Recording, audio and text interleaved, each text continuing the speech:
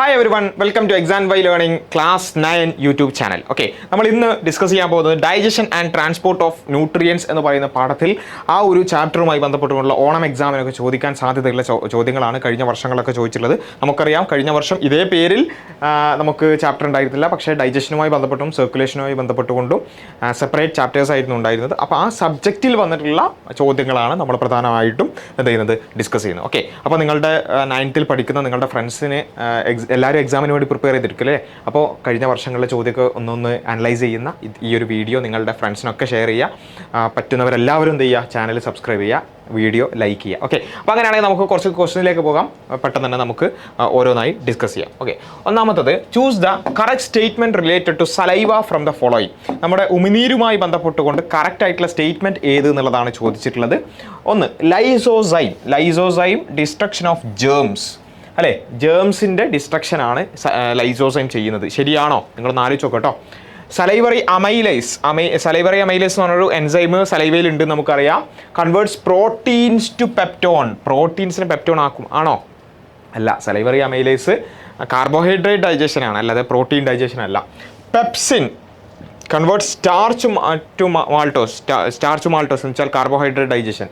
നമുക്കറിയാം പെപ്സിൻ ഒന്നാമത് ഇത് സലൈവയിൽ തന്നെ ഇല്ല, മാത്രമല്ല പെപ്സിൻ എന്ന് പറയുന്ന ഒരു പ്രോട്ടീൻ ഡൈജഷനുള്ള എൻസൈമാണ്, ഒരിക്കലും സ്റ്റാർച്ചും ടു മാൾട്ടോസ് അല്ല.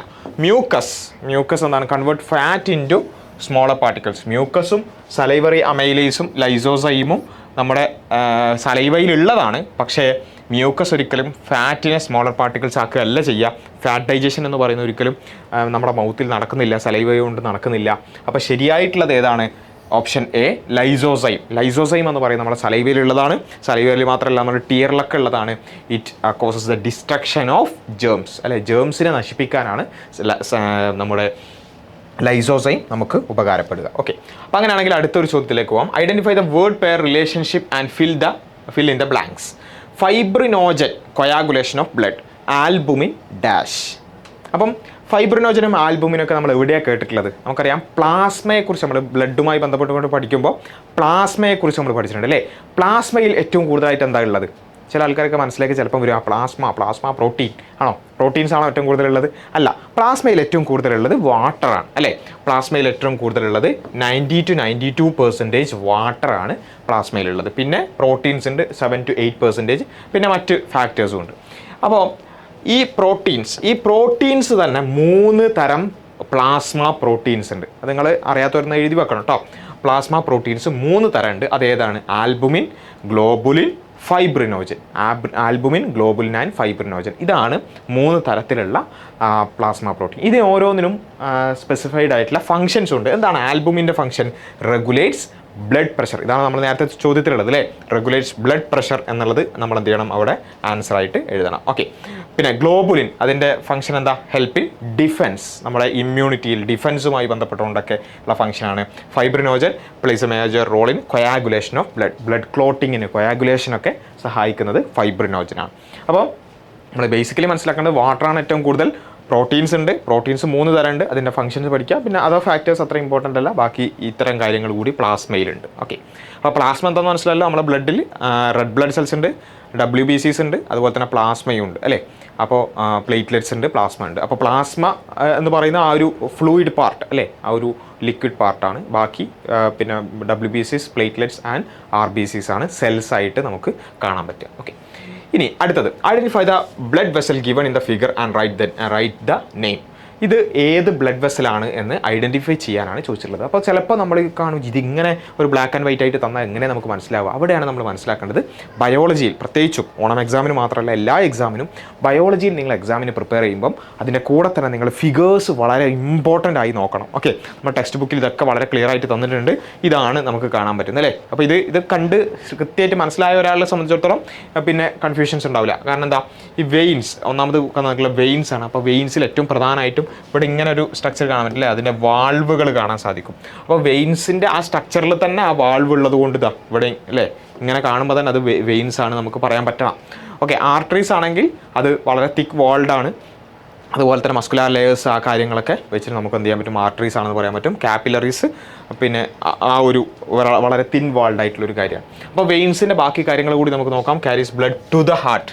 ഹാർട്ടിലേക്ക് ബ്ലഡ് കൊണ്ടുവരുന്നവരാണ് അല്ലേ. നമ്മളങ്ങനെയാണ് പൊതുവേ പറയാറുള്ളത്, ഹാർട്ടുമായി ബന്ധപ്പെട്ടുകൊണ്ട് ഇതല്ലേ, ഇതൊരു ഹാർട്ടാണെന്ന് വിചാരിക്കുക. ഓക്കെ, ഇത് ഹാർട്ട്.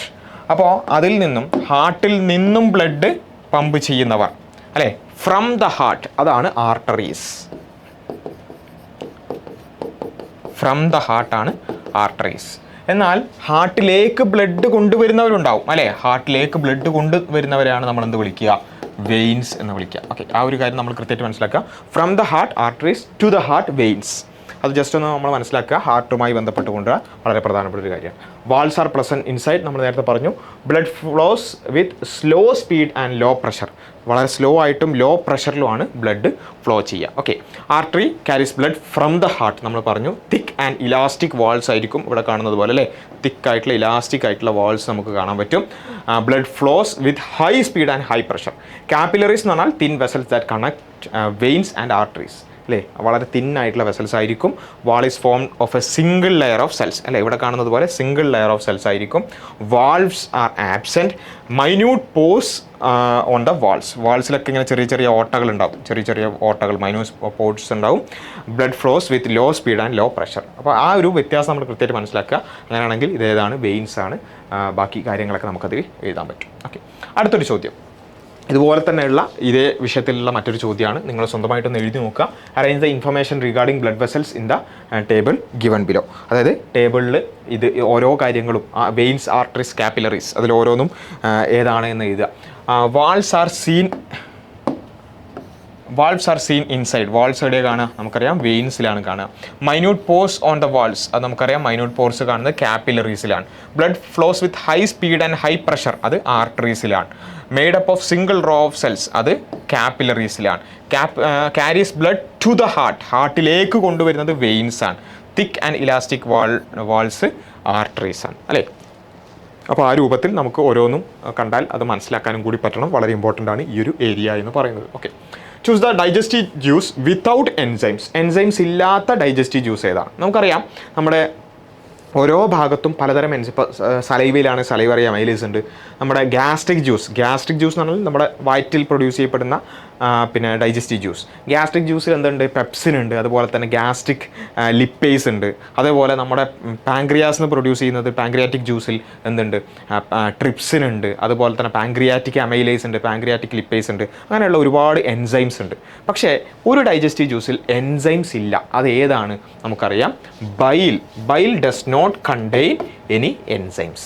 ബൈലിൽ എന്തില്ല? എൻസൈംസ് ഇല്ല. It is used for emulsification of fat. അതിൻ്റെ ഫംഗ്ഷൻ മനസ്സിലാക്കി വെക്കുക. എമൾസിഫിക്കേഷൻ ഓഫ് ഫാറ്റ്. ഓക്കെ, അതിൽ എന്തില്ല? എൻസൈംസ് ഇല്ല. ഓക്കെ, ബാക്കിയുള്ളതിലൊക്കെ നമുക്ക് എന്ത് ചെയ്യാൻ പറ്റും? എൻസൈംസ് കാണാൻ സാധിക്കും. അടുത്തത്, analyse the hint given below and answer the question. Walls prevent the backward flow of blood to the atria when ventricle contracts. നമുക്കറിയാം, ഹാർട്ടിനെ നമ്മൾ വരയ്ക്കുമ്പോൾ അല്ലേ 4 ചേമ്പേഴ്സാണ് ഹാർട്ടിന് ഉണ്ടാവുക അല്ലേ. മേലെ ഉള്ളതൊക്കെ എന്താണ്? നമ്മുടെ ഏട്രിയ ആയിരിക്കും, താഴെ ഉള്ളതൊക്കെ വെൻട്രിക്കിൾ ആയിരിക്കും. അപ്പം ഇവിടെ നമ്മൾ ഏട്രിയ കൺട്രാക്ട് ചെയ്യുമ്പം വെൻട്രിക്കിളിലേക്ക് ബ്ലഡ് വരും. വെൻട്രിക്കിൾ കൺട്രാക്ട് ചെയ്യുമ്പം തിരിച്ച് പിന്നെ നമ്മുടെ ബ്ലഡ് വെസൽസിലേക്ക് പോകുന്നതിന് പകരം തിരിച്ച് ഏട്രിയയിലേക്ക് പോകാതിരിക്കാൻ അവിടെ എന്തുണ്ട്? വാൾവ്സ് ആർ പ്രസൻറ്റ് അല്ലേ. വാൾവ്സ് അവിടെ ഉണ്ട്. അത് എന്തിനാണെന്നാണ് ഞാൻ ചോദിച്ചത്. Which are the valves mention in the hint? ഏതൊക്കെയാണ് വാൾവ്സ്? അതുപോലെ തന്നെ where are these valves located in the heart? എവിടെയാണ് നമുക്ക് വാൾവ്സ് കാണാൻ സാധിക്കുക? അപ്പോൾ വാൾവ്സ് ഓഫ് ഹാർട്ട് എന്നുള്ളത് വളരെ ഇമ്പോർട്ടൻ്റ് ആയിട്ടുള്ളൊരു ടോപ്പിക്കാണ്. നമുക്കറിയാം, നമ്മുടെ റൈറ്റ് ഏട്രിയത്തിന് ഈ റൈറ്റ് ഏട്രിയത്തിനും വെൻട്രിക്കിളിനും ഇടയിൽ നമുക്ക് കാണാൻ പറ്റുന്ന വാൾവിൻ്റെ പേരാണ് ട്രൈ കസ്പിഡ് വാൾവ്. 3 കസ്പ് ഉള്ളതെന്ന് ഓർമ്മിച്ചാൽ മതി അല്ലേ.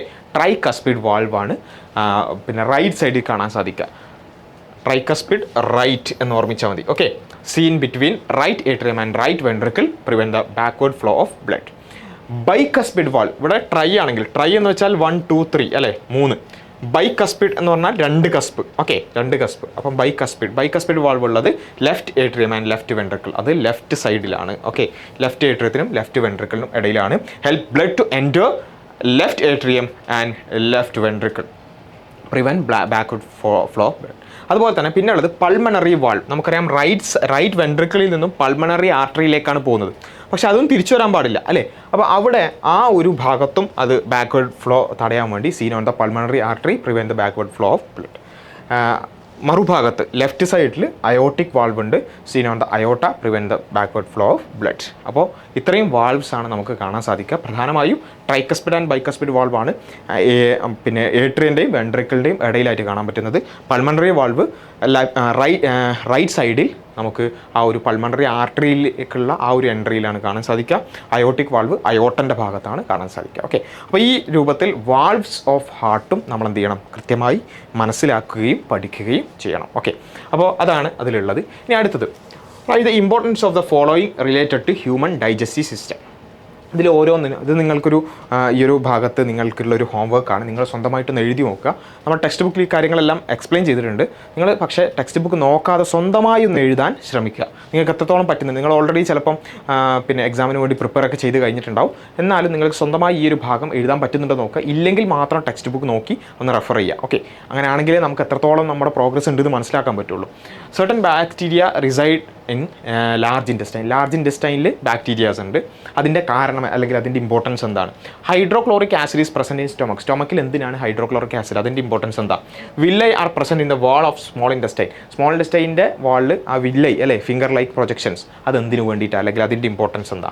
അപ്പം bacteria reside in large intestine, hydrochloric acid, villi, ഇതിൻ്റെ മൂന്നിൻ്റെയും ഇമ്പോർട്ടൻസ് നമുക്കൊരു അറ്റ്ലീസ്റ്റ് ഒരു പാരഗ്രാഫെങ്കിലും അത് കൃത്യമായി എഴുതാൻ പറ്റുന്നുണ്ടോ നോക്കുക. ചിലപ്പം കുറച്ച് മിസ്സിംഗ് ഉണ്ടാവും. അതൊക്കെ നമ്മൾ ടെക്സ്റ്റ് ബുക്ക് നോക്കി ഒന്ന് ക്ലിയർ ചെയ്യുക. ഇതൊന്ന് നിങ്ങൾ എന്ത് ചെയ്യുക, ഒരു ഹോംവർക്കായി നിങ്ങൾ എടുക്കുക. ഓക്കെ, അപ്പോൾ അതുപോലെയുള്ള ഒരുപാട് ചോദ്യങ്ങൾ ഉണ്ട്. നമുക്ക് എന്ത് ചെയ്യാം, ഇതുപോലെയുള്ള മറ്റ് സബ്ജക്റ്റുകളിലൊക്കെയുള്ള ചോദ്യങ്ങളും മറ്റു കാര്യങ്ങളും നമ്മുടെ ചാനൽ സബ്സ്ക്രൈബ് ചെയ്യുക.